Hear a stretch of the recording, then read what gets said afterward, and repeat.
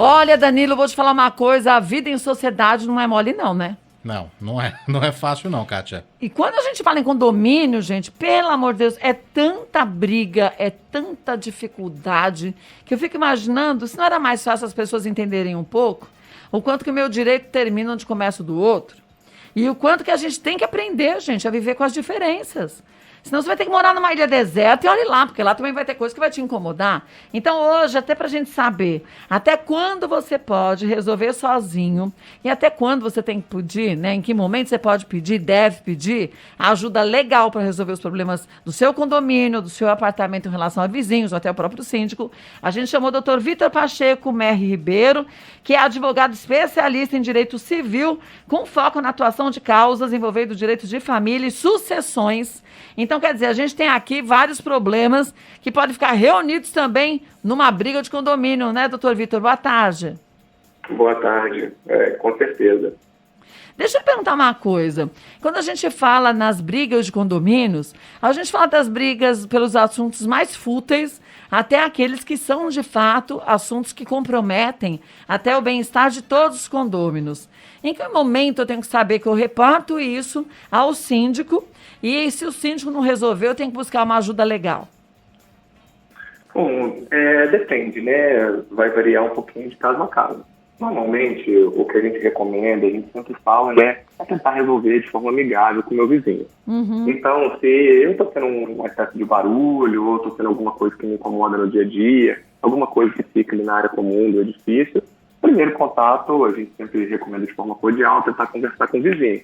A gente sabe que normalmente, às vezes, isso não funciona, né? Uhum, Então, é interessante a gente poder estar fazendo o acionamento tanto do síndico quanto da administradora, para que eles possam enviar uma notificação ou até mesmo uma multa para aquele proprietário que está desrespeitando as regras do condomínio. E se isso não for feito, a gente pode até buscar uma tutela no judiciário para obrigar eles a adequar as normas do condomínio e, em última instância, no caso de uma situação muito grave, ele pode até ser expulso daquele condomínio. Agora, às vezes a gente vê alguns anúncios de apartamentos para alugar e lá tem a determinação que nesse apartamento não pode ter pet. Não é permitido no condomínio. Você, hoje em dia, pelas nossas leis, a gente pode impedir que as pessoas tenham um animal de estimação, doutor? Não, o animal de estimação hoje ele é parte da família, né, cara? Não dá, né? Quem tem um bichinho sabe tanto que a gente ama, né? A gente trata igual como um filho. Então... E hoje em dia, o entendimento da justiça, né, é que não pode ter nenhuma proibição de ter pet. Uhum. O que pode ter é adequação para o convívio na área social. Então, por exemplo, eu tenho aquele cachorro grande, todo mundo acha que é bravo. Quando eu vou transitar com ele na área comum do condomínio, ele tem que estar preso na coleira, é recomendado que ele use uma focinheira, para a gente não ter nenhum infortúnio. Agora, dentro da minha casa, o meu pet ele é bem-vindo, ele pode ter e ninguém pode me impedir. Agora, isso também, eu acho que muitas vezes, essa parte de cachorros grandes ou cachorros bravos, usar a focinheira, tem muita gente que não segue essa determinação, né? E aí a gente vê algumas situações complexas do cachorro, que tadinho, gente, é um bicho, né? Ataca alguém porque simplesmente o dono se recusa a fazer com que os animais dele estejam protegidos, porque você tem que proteger o animal também, porque o bichinho não faz uma escolha, vou morder o Danilo, ele vai lá e morde, coitado, né? Sim, então, aí nesses casos, né, quem está errado seria o dono do animal e não o animal. Sim, eu acho. Esse seria um dos exemplos que a gente consegue tirar o condômino do imóvel. Então, por exemplo, tem um vizinho que desrespeita, o animal só poderia transitar no elevador de serviço, ele fica transitando com o animal no elevador social, o animal deveria estar na coleira, está constantemente solto, ou tem um forte odor porque não é bem cuidado, não limpa as fezes do animal, ou porque ele avança nos vizinhos e o proprietário ele não se incomoda com isso, ele deixa isso acontecer, ele pode ser retirado do condomínio, junto com o animal dele, evidente. A gente vê algumas situações tão extremas, né, em relações aí de condôminos. Há uns dias atrás mesmo, a gente teve o caso de um senhor que saiu do apartamento e foi brigar com um vizinho com uma arma em punho. Chamaram a polícia, ele tinha 3 armas na casa, tinha uma coleção de facas. Você fala, gente, parece que é dormindo com o inimigo, mas na verdade é dormindo ao lado do inimigo, né, na porta do lado. A situação é muito complexa, ainda mais agora com a pandemia, né? Sim, de fato, a pandemia a gente tem ficado mais em casa, né? Então a gente tem se estranhado um pouco mais, porque aquele barulho que acontecia de dia, onde eu não estava em casa, passa a incomodar, eles eu tenho que trabalhar, eu estou concentrado, então o barulho que eu não tenho no meu escritório, ou na empresa onde eu trabalho, lá dentro de casa eu posso ter o meu vizinho, tem criança, tem, né? Então isso tudo pode incomodar. Essas pessoas que chegam ao extremo, têm armas dentro de casa, se essas armas não estiverem registradas, não estiverem devidamente autorizadas pelo poder público, elas podem vir até responder criminalmente por posse ilegal de armas, por vários crimes. Agora, deixa eu perguntar uma coisa. A convenção do condomínio, ela pode ser feita de acordo com o que a maioria aceita, com o que eles acham ideal para aquela região, ou segue-se uma norma nacional ou até de cidade ou estado? Então, a gente vai ter alguns parâmetros que eles são determinados pela lei. Então, eu não posso usar o meu condomínio de forma livre pro que eu quero. A lei não me permite que eu faça determinada atividade naquela região, naquela área, eu não vou poder fazer. Agora, respeitando todos os ditames da lei, que são bastante amplos, né? A autonomia dos condôminos é muito considerada no condomínio. Então, a gente poderia escolher, por exemplo, que no meu condomínio a gente não aceita Airbnb. Então, para a minha convenção, que lá não pode fazer locação do tipo de temporada de Airbnb, ninguém pode fazer. Sim, mas, por exemplo, eu estou falando falei há pouco da época da pandemia, que nós ainda estamos, embora para muita gente não estamos mais, né? Alguns condomínios, em função até do aumento de casos e tudo mais, voltou, assim como a cidade de São Paulo voltou para a fase amarela, voltou a ter algumas restrições no condomínio. Então, o número de pessoas na academia é mais restrito, na piscina o número restrito de pessoas, nas áreas comuns do prédio não se faz mais churrasco, não se usa o salão de festas. Nisso a gente tem que manter o que é pré-determinado, vamos dizer assim, pelo governo do estado, pela prefeitura, ou aí eu posso manter de acordo com o que a maioria do prédio, do condomínio, quer fazer? Não. A gente tem que respeitar a determinação legal. As medidas, elas são impositivas, elas são tomadas para proteger a população, proteger o cidadão, para evitar o espalhamento do vírus, né? Então, fica restrito, não pode mesmo fazer o uso, tem que respeitar. O condomínio não poderia votar contra o que a lei impõe. Então, agora, quem que vai falar, se o síndico não olhar isso, quem que vai chegar no síndico e falar, escuta, meu filho, o negócio é o seguinte, vou abrir um processo contra você porque você não segue as normas, ou eu faço isso de uma forma já legal, direto, para eu não ter problemas com o síndico?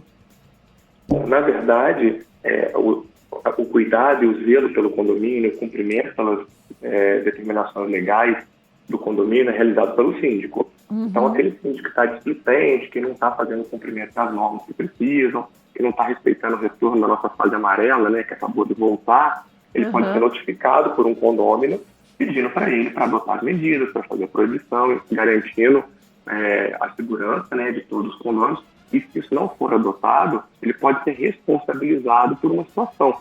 Vamos supor que o síndico chega e fala, aqui no meu condomínio vai ficar tudo aberto.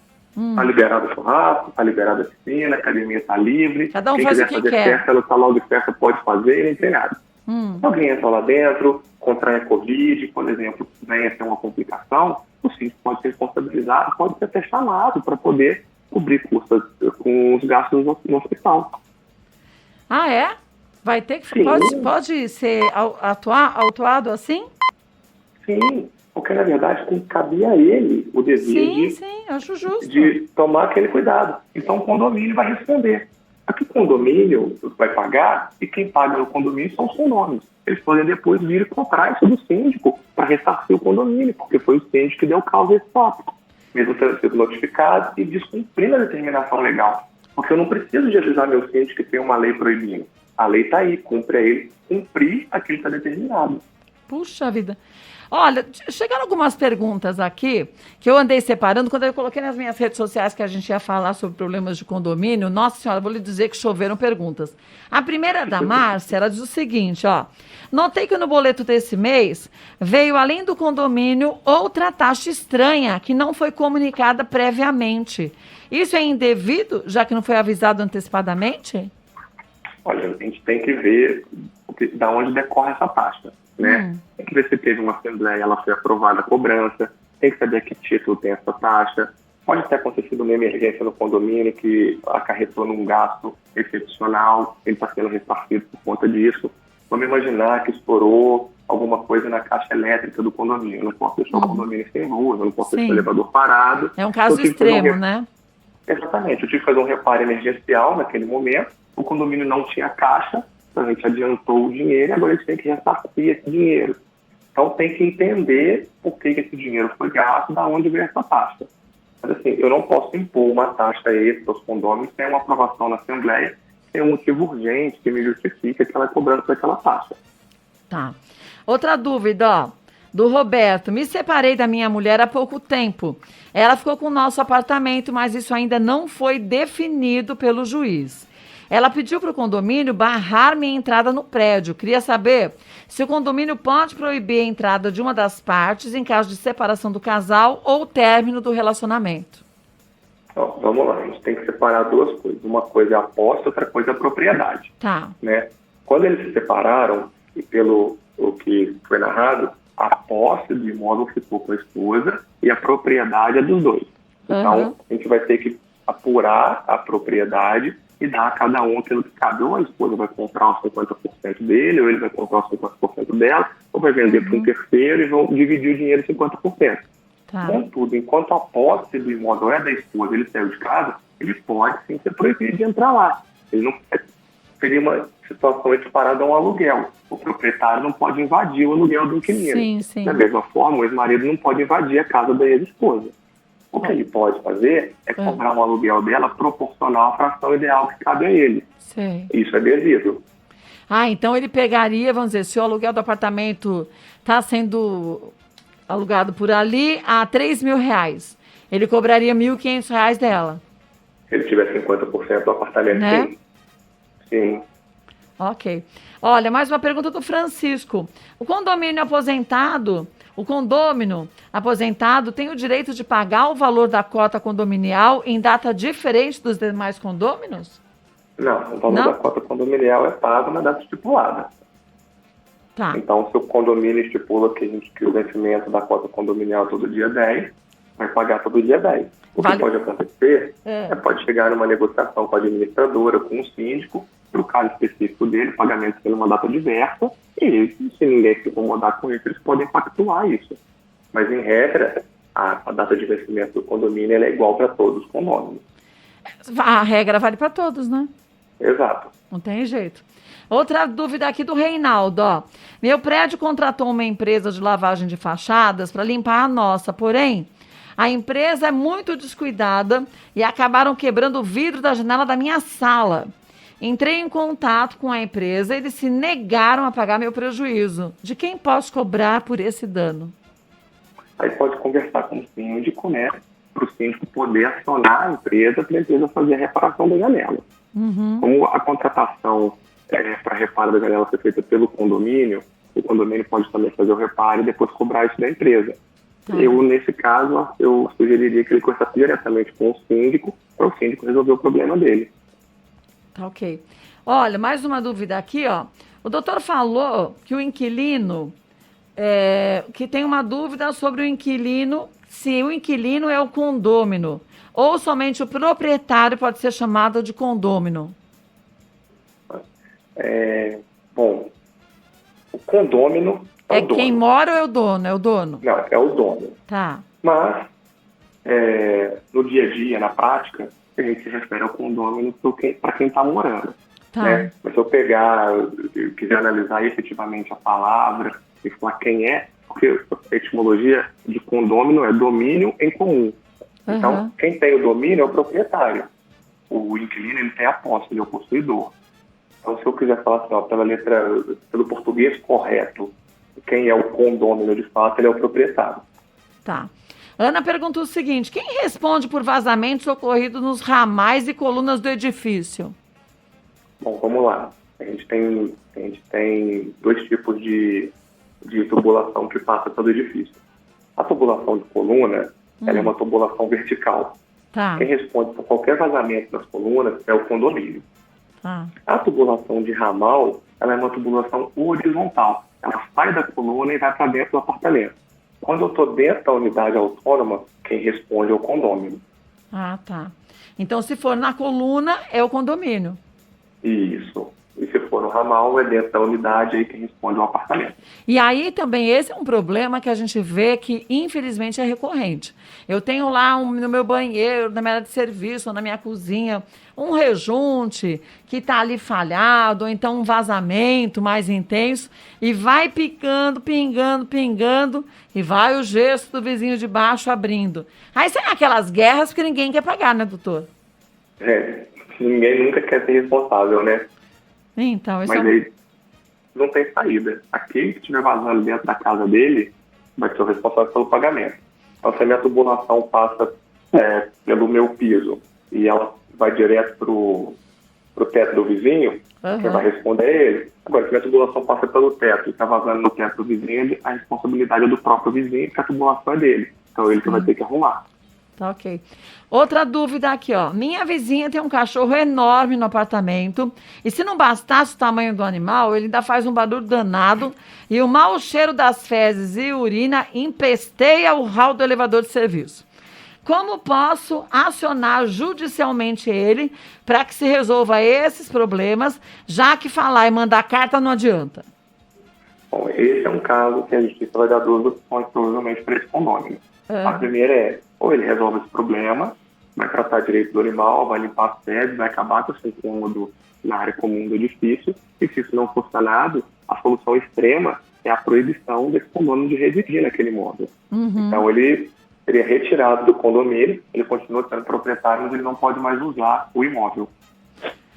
Mas você consegue tirar rápido? Porque hoje em dia tudo demora tanto para ser resolvido, né? Até o cara que não paga o aluguel para sair leva uma vida. Não é? A questão do aluguel é um pouco complicada porque quando a gente aluga um imóvel, né, a gente quer sempre uma garantia. Porque a nossa ideia não... Todo mundo que aluga não tem ideia disso. Se a pessoa não pagar, eu vou tirar ela do larrar. O que a gente pensa é, se a pessoa não pagar, eu quero alguém que pague por ela, porque eu quero preservar a locação. Muitas vezes aquilo ali é uma renda para mim que eu preciso dela. Então não interessa eu tirar a pessoa rápido do imóvel, porque para mim é melhor tentar receber de um outro que vai ser o meu fiador ou a garantia que a pessoa vai me dar. E a lei de locação, ela fala que se a locação é feita com garantia, eu não vou ter o despejo liminar. Mas se essa locação fosse feita sem a garantia, a ordem de despejo seria dada liminarmente. Então, quando a gente faz o contrato, a gente tem que escolher. Ou eu vou ter uma garantia de que eu vou receber, mas eu vou demorar para tirar a pessoa de lá se eu tiver algum problema com ela, ou eu não vou ter nenhuma garantia de que eu vou poder cobrar aquilo, mas no eventual problema, eu tiro rápido. Entendi. E voltando para o nosso exemplo, né, para retirar, se ele retiraria de forma rápida ou não a pessoa do imóvel que está tendo esse problema, é difícil a gente tirar um proprietário rápido do imóvel. E seria até injusto com ele, porque pode ser que o incômodo que a outra pessoa sente não reflita, na verdade, um incômodo produzido naquela proporção. Então, a gente teria que ouvir o outro lado para poder saber o que está acontecendo, para tomar uma medida tão drástica, que é tirar o proprietário da propriedade dele. Mas aí pode chamar testemunhas, porque isso normalmente acontece, né? Ainda mais no verão, nesse calor que a gente está vivendo. Bom, pode chamar o vizinho de baixo, o vizinho do lado, para dar um palpite também? Claro que pode, mas né? Por isso que o processo demora, né? Então, tem que ouvir o vizinho, tem que ouvir o outro, tem que ouvir todo mundo que está falando, então a medida não é dada rápida. Mas ela pode vir a acontecer, sim. O melhor seria sempre a gente tentar resolver amigavelmente, mas nem sempre as duas partes estão afim, né? Acho que daí que vem a complicação, né? A melhor saída seria realmente a gente tentar receber. A gente sabe, o vizinho que incomoda, muitas vezes ele acha que não está incomodando e acha que tem direito de continuar fazendo o que ele quer. Então, muitas vezes a gente acaba no judiciário porque a gente tenta amigavelmente, mas não consegue. É verdade. Outra dúvida aqui da Jacira. Estou organizando minha mudança, porém o prédio que eu vou me mudar não permite mudança de sábado ou domingo. E não existe a menor possibilidade de eu me mudar, de eu me ausentar no trabalho ou chamar alguém para acompanhar a mudança por mim. Existe algum recurso jurídico que eu possa usar para liberar em mim a mudança no sábado ou domingo? É melhor desistir e mudar de prédio? Olha, se a convenção de condomínio não permite as mudanças nos finais de semana, ela tem que conversar com o síndico, ver se ele faz uma autorização excepcional para ela poder fazer a mudança. Então, assim, nesse ponto, a Assembleia de Condôminos, né, é muito livre para determinar como vai ser o funcionamento do condomínio. E se não tem, infelizmente, ela vai ter que conversar ou com o patrão dela, ou até mesmo arrumar alguém para poder representá-la no momento da mudança. Porque às vezes a restrição não é nem do condomínio só, né? É da própria região que a pessoa vai... que está localizado esse prédio. Por exemplo, na região que eu moro, até às 5 horas pode entrar caminhão maior, depois das 5 não. Então a gente tem que se organizar nesse sentido. Que é um problema não do prédio, mas da região que você decidiu morar, né, doutor? E, na verdade, é um problema de quem está se mudando, né? Quando eu vou entrar no condomínio, que a gente sempre fala isso. Antes de você alugar um imóvel, ou de você comprar um apartamento, você se mudar para lá, é interessante você ver a convenção de condomínio, você ver o estatuto do condomínio, você visitar a garagem para saber se seu carro vai caber lá dentro. É verdade, importante. Né? Porque você sabe para onde você está indo, quais vão ser os problemas que você vai enfrentar e quais vão ser os problemas que você não vai enfrentar. Você tem que se adequar à rotina do condomínio, e não o condomínio se adequar à sua rotina.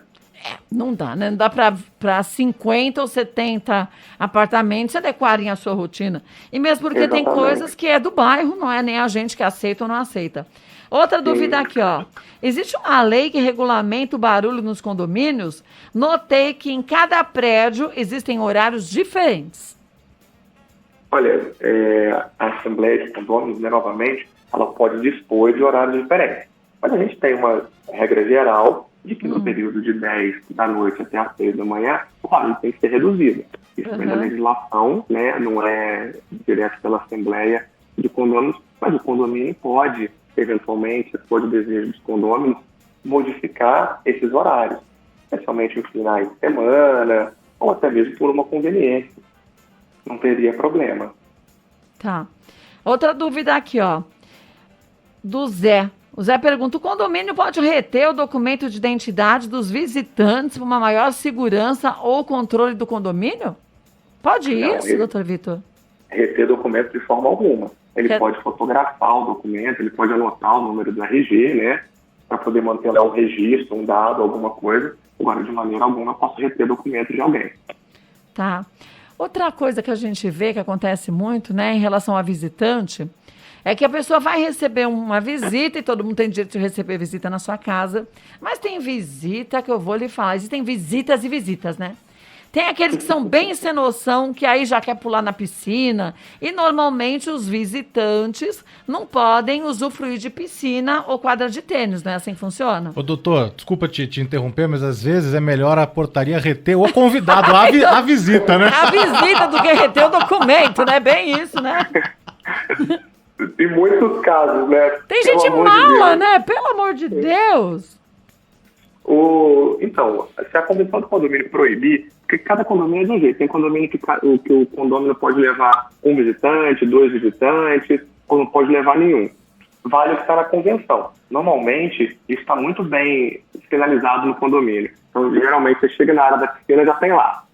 Só é permitido um visitante por apartamento, ou não são permitidos visitantes na área da piscina, está discriminado. E o condomínio que infringir isso, ele pode ser convidado a se retirar da piscina naquele momento, retirar o convidado dele do local, e ainda pode ser multado por descumprimento do regimento interno do condomínio.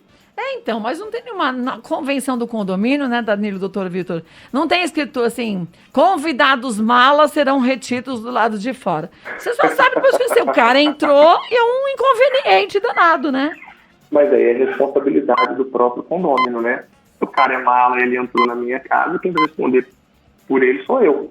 Então, você que tem amigos malas, não convide os malas, porque eles podem te dar problema duplamente, né?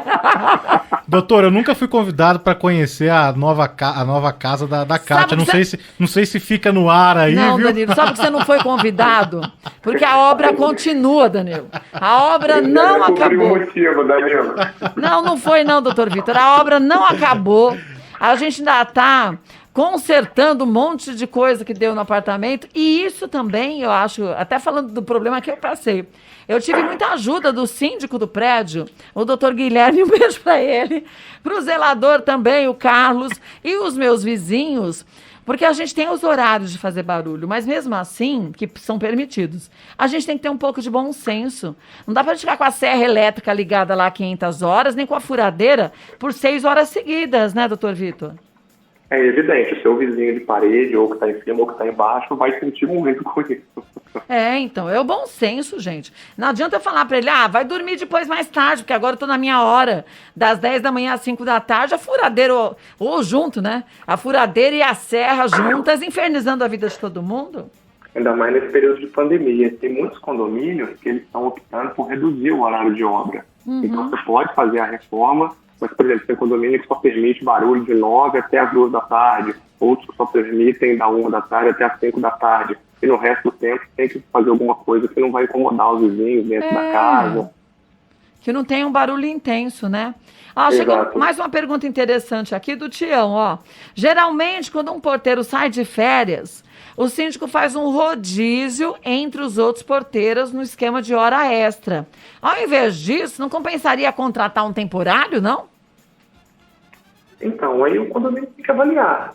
Normalmente o temporário fica mais barato do que fazer o rodízio pagando hora extra.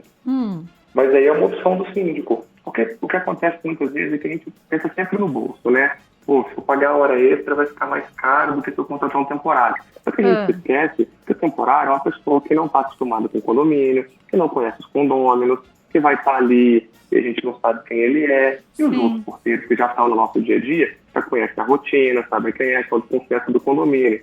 Então, quando a gente pesa os dois lados, a gente pensa nisso tudo.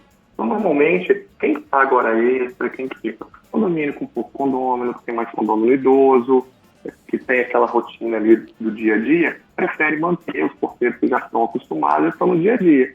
E os condomínios maiores, que tem mais aquela intencionalidade, às vezes você nem vê o porteiro, na hora que você entra ele fica lá na casinha, só fala com ele pelo interfone, aquele vinho preto, telhado, que ninguém vê ninguém. Aí, tanto faz quem vai estar ali dentro, a gente contrata um porteiro temporário e ele cumpre. Porque normalmente a gente dá as férias de escala, então o temporário acaba e não fica um mês, né? Ele vai ficando 1, 2, 3, 4, 5 meses. Vai tirando férias um de cada vez. Pega o rodízio geral, né? Exato. Agora, existem alguns condomínios aqui em São Paulo que eles estão tirando, né, os porteiros das portarias para diminuir o valor até de condomínio.